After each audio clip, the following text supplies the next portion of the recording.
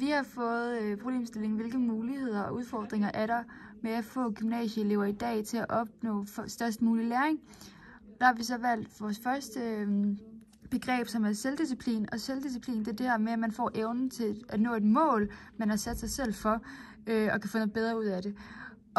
Og hvis vi skal kombinere det med vores problemstilling, så at selvdisciplin, det kan bruges til, at gymnasieelever de vil opfange mere læring ved at have mere selvdisciplin. Det kan fx være, at telefonen bliver lagt i tasken, eller bliver lagt op, så man ikke bliver lige så hurtigt distraheret, eller firewall, som der allerede er på skolen. Hvilket det er jo selvfølgelig ikke selvvalgt, men ja.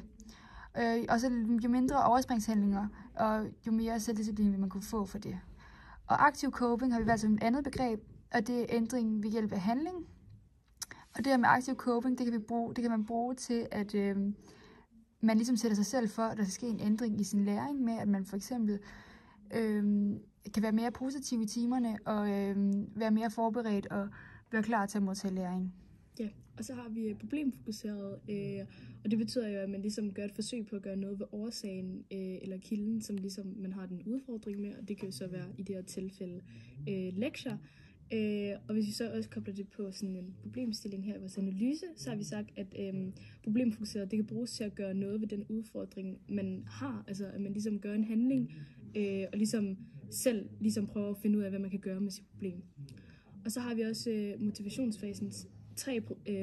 motivationsprocessens tre faser, og der har vi forventningsfasen, som er overvejelsesfasen, og det her, hvor det er, man sådan overvejer sådan, hvilken værdi opgaven har for en, og hvad man ligesom opnår, når man udfører den her opgave. Og så har vi realiseringsfasen, og det er ligesom her, når man har udført opgaven. Og så har vi den allersidste, og det er fortolkningsfasen, og det er jo så her, hvor der er en evaluering, når man ligesom enten har udført opgaven, eller man ligesom ikke har endt med at udføre opgaven. Og så evaluerer man ligesom, hvor godt man ligesom har ligesom præsteret, eller hvor godt man ligesom har klaret sig. Og det femte begreb, vi har valgt, det er automatiserede processer. Og det er ligesom det her med, at det er en handling, der er lært så godt, at man ikke har behov for bevidst opmærksomhed til at fuldføre den. Og ved hjælp af automatiserede processer i forhold til læring, så vil det kunne have indflydelse på, at man lærer for eksempel nogle begreber så godt, at man kan dem på hovedet, eller man for eksempel lærer tabeller i matematik, så man bare kan dem næsten i søvne, kan man sige. Og det kan også for eksempel være noget med, at man gentager de her trænede færdigheder flere gange, så det ender med at sidde på ryggraden. Og så har vi så som den sjette og sidste fokuseret selektiv opmærksomhed, og det her, hvor man ligesom kan fokusere på en specifik opgave, og ligesom kunne lægge andre ting, som sådan distraherer sig til side, altså ens telefon og sådan noget, og for at man ligesom kan fokusere på den opgave, man skal lave. Og så har vi så vores samlede konklusion på arbejdet med problemstillingen, og der har vi så sagt, at de muligheder og udfordringer, som gymnasieelever de støder på for at opnå størst mulig læring, det kan forklares med de forskellige begreber, vi har valgt at komme ind på, som for eksempel selvdisciplin og aktiv coping, da det ligesom hjælper med at komme i gang, for at man ligesom skal kunne fokusere på sin læring, så skal det enkelte individ skabe nogle rammer, som så kunne være selvdisciplin, hvor man ligesom lærer at lægge tingene væk fra sig, som forstyrrer en. Og det hører også lidt sammen med aktiv coping, og det er også lidt en øjenåbner for en, at man indser, at man ligesom selv skal gøre en handling for at ændre på sit problem, og problemet bare ikke selv løser sig selv. Vi har så fået bilag 1, hvor vi så har valgt at sætte det ind i 7-trinsguiden for at kunne analysere den bedst muligt.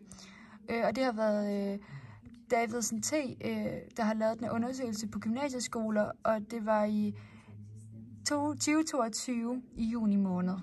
Ja, og formålet det var med den her undersøgelse, det var jo at få unge til at få en bedre søvn og lægge deres telefon væk, når de skulle sove.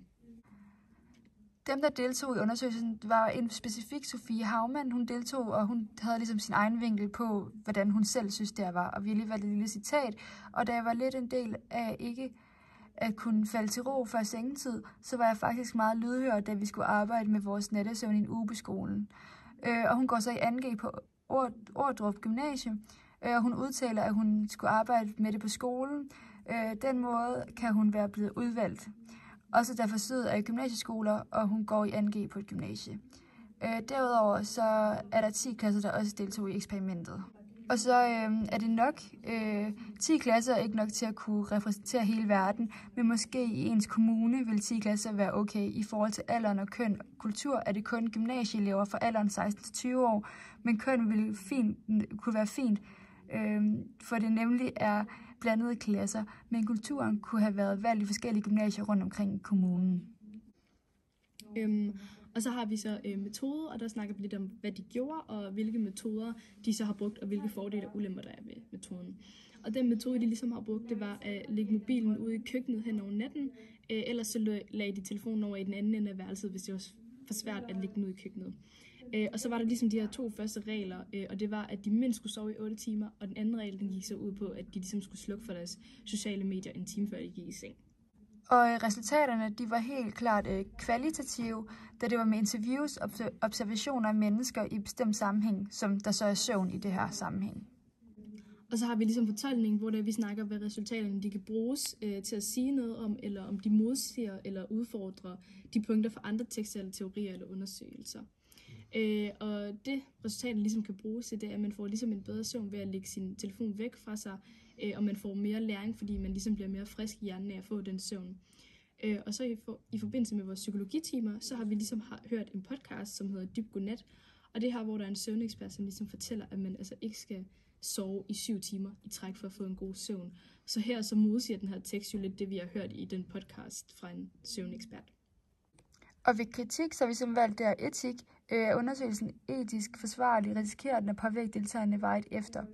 Og gymnasieelever vil nok selv prøve at lægge mobilen inden sengetid, hvis de arbejder med tekster som disse i skolen, eller er blevet henvist af en ven eller veninde.